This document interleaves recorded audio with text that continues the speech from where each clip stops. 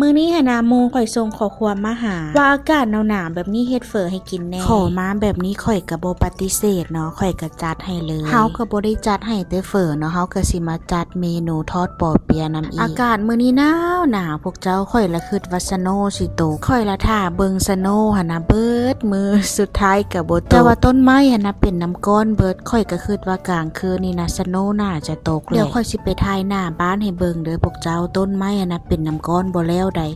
ยังมาฝนตกอีกขนาดว่าอากาศแบบนี้นะคือเฮาอยู่ในซ่องฟิตละใด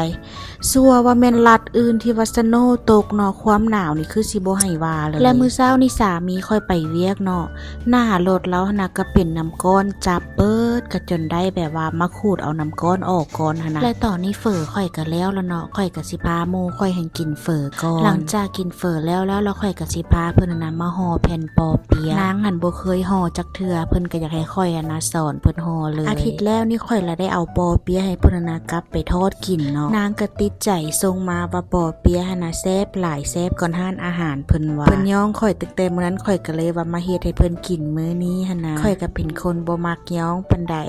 อันนี้ค่อยก็คั่วใส่ปอเปี๊ยะแล้วเนาะค่อยก็สิมาพาเพิ่นนะห่อบัดนี้แล้วนะเป็นคนที่บ่มักลิงก์โซเชียลเนาะเราบ่มี Facebook อีหยังเลยก็บ่อยากถ่ายเอาหน้าเราเนาะเพราะว่าเฮาก็ให้เกียรติเราหั่นนะค่อยมาพาเพิ่นห่อปอเปี๊ยะมื้อนี้เพิ่นก็ว่าเพิ่นมักหลายและเพิ่นก็ว่ามื้อหน้าพวกเฮาพากันเฮ็ดกินใหม่อีกเนาะเพิ่นมีการแจ้งเฮาอีกได้ว่า2 อาทิตย์ค่อยบ่อยู่บ้านเด้อเพราะว่าค่อยสิไปเรียนอยู่ต่างรัฐเพิ่นว่า